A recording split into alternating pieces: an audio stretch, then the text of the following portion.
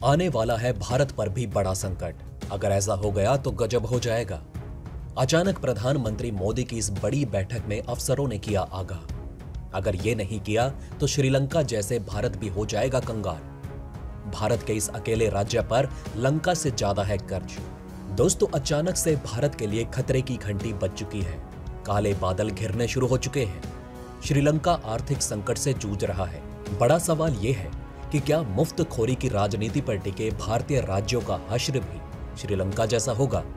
श्रीलंका की समुद्री सीमा भारत से लगती है, यानी श्रीलंका समुद्र में भारत के साथ लगा हुआ है। लेकिन आज हम श्रीलंका की दुर्गति से काफी कुछ सीख सकते हैं। इस समय श्रीलंका पर लगभग 6 लाख करोड़ रुपए का कर्ज है, लेकिन भारत के केवल एक ही राज्य तमिलनाडु पर 6,60,000 करोड़ रुपए का कर्ज है। महाराष्ट्र पर 6,08,000 रुपए का कर्ज है। पश्चिम बंगाल पर 5,62,000 करोड़ रुपए का कर्ज है। पंजाब पर लगभग 3 लाख करोड़ रुपए का कर्ज है। राजस्थान पर भी 4,70,000 करोड़ रुपए का कर्ज है। इस पर भारत सरकार के अधिकारियों ने भी चिंता जताई है। 2 अप्रैल को प्रधानमंत्री मोदी ने सचिव स्तर के अधिकारियों के साथ एक बैठक की, जिसमें ज्यादातर अधिकारियों ने राज्य सरकारों की मुफ्त योजनाओं को लेकर चिंता जताई है। इस बैठक में इन अधिकारियों द्वारा यह कहा गया कि अगर इन राज्यों में मुफ्त स्कीम्स और योजनाओं को समय रहते बंद नहीं किया गया तो ये राज्य श्रीलंका की तरह कंगाल हो जाएंगे, क्योंकि इन राज्यों की आर्थिक स्थिति पहले से ही खराब है। इस बैठक में खास तौर पर पंजाब को लेकर चिंता व्यक्त की गई, क्योंकि इस समय पंजाब पर लगभग 3 लाख करोड़ रुपए का कर्ज है, और अगर इस कर्ज को पंजाब की 3 करोड़ की आबादी में बांटें तो इस हिसाब से राज्य के हर व्यक्ति पर 1-1 लाख रुपए का कर्ज होगा। लेकिन इसके बावजूद पंजाब के मुख्यमंत्री भगवंत मान ने केंद्र सरकार से 1 लाख करोड़ रुपए के आर्थिक पैकेज की मांग की है। क्या आपको पता है कि वो ये पैसा किस पर खर्च करना चाहते हैं? दोस्तों, आपको बता दें कि वो ये पैसा उन योजनाओं पर खर्च करना चाहते हैं जिनकी घोषणा चुनाव में हुई थी। आम आदमी पार्टी ने ऐलान किया था कि वो 18 साल से ऊपर की सभी महिलाओं को हर महीने 1,000 रुपए की आर्थिक मदद देगी। पंजाब में 18 साल के ऊपर की लगभग 1 करोड़ महिलाएं हैं, यानी कि केवल इस वादे को ही पूरा करने के लिए सरकार को हर महीने 1,000 करोड़ रुपए खर्च करने होंगे। ये राशि कितनी ज्यादा है, इसका अंदाजा आप इसी बात से लगा सकते हैं कि पंजाब सरकार हर महीने पंजाब पुलिस पर भी इतना पैसा खर्च नहीं करती।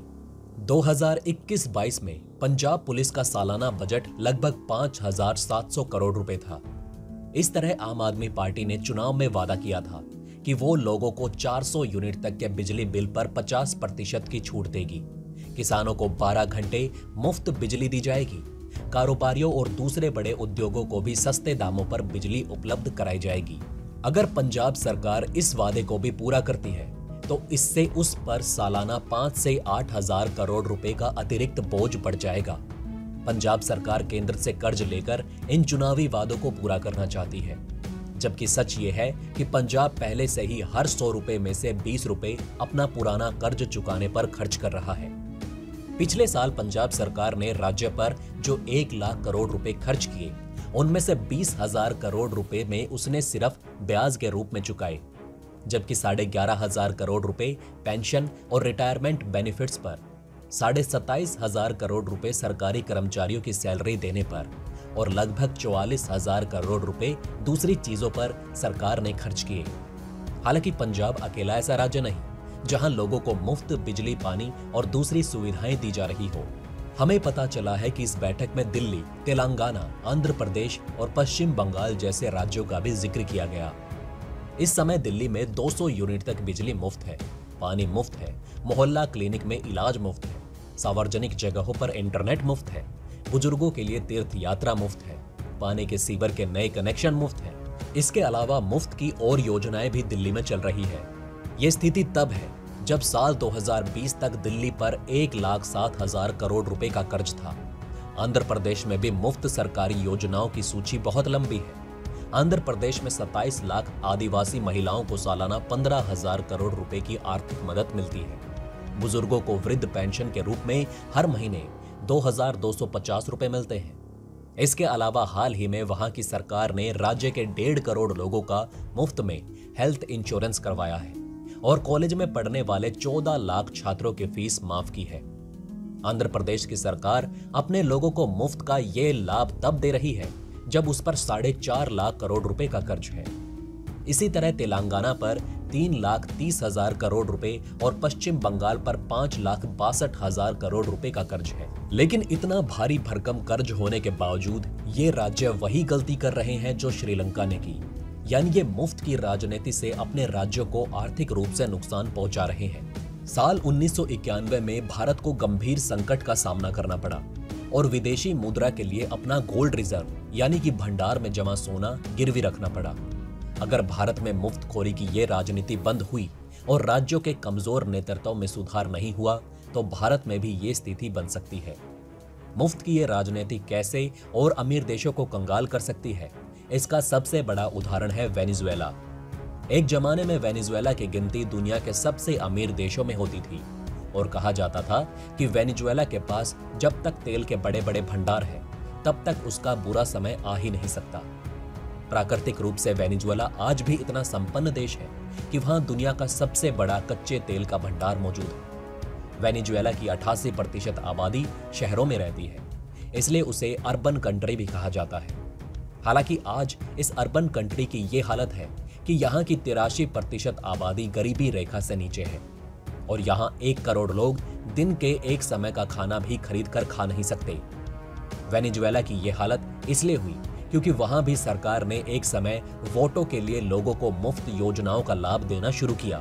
वेनेजुएला के लोग इतने अमीर थे कि उन्हें इस मुफ्त सेवा और सुविधाओं की जरूरत नहीं थी, लेकिन वोटों की राजनीति की वजह से उन्हें ये सुविधाएं लेनी पड़ी और सरकार की इन गलत नीतियों का परिणाम ये हुआ कि वहां लोग परिश्रम करने से बचने लगे और वहां से बड़ी बड़ी कंपनियां अपनी मैन्युफैक्चरिंग यूनिट दूसरे देशों में ले गई। इससे वेनेजुएला पर आर्थिक बोझ बढ़ गया और वहां चीजें महंगी होने लगी और इस आर्थिक मॉडल ने वेनेजुएला को बर्बाद कर दिया। कहते हैं कि अगर पड़ोस में सब ठीक चल रहा हो तो अपने घर में भी शांति बनी रहती है और अगर पड़ोस में अशांति और अनिश्चितता का माहौल हो तो घर में भी चिंताएं बढ़ जाती हैं। इसलिए श्रीलंका के इस संकट से भारत के लिए भी चिंताएं छिपी नहीं है। श्रीलंका में अनिश्चितता का माहौल ज्यादा दिन रहता है तो वहां से लोगों का पलायन भी शुरू हो जाएगा। ये लोग शरण के लिए भारत आ सकते हैं। दोस्तों, श्रीलंका सरकार पर चीन का दबाव भी बढ़ रहा है क्योंकि श्रीलंका ने सबसे ज्यादा 10% कर्ज अकेले चीन से ही लिया हुआ है। इसलिए हो सकता है कि श्रीलंका को चीन पर और ज्यादा निर्भर होना पड़े और ये भारत के लिए अच्छी स्थिति नहीं होगी।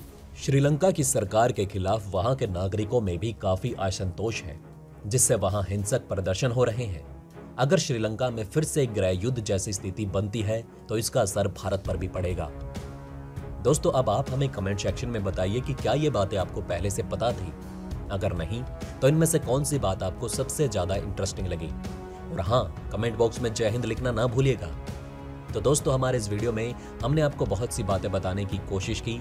अगर आपको हमारी ये कोशिश अच्छी लगी हो तो प्लीज लाइक करें इस वीडियो को और इसी तरह की और जानकारी पाने के लिए सब्सक्राइब करें हमारे चैनल को। जितना हो सके इस वीडियो को शेयर करना ना भूलें।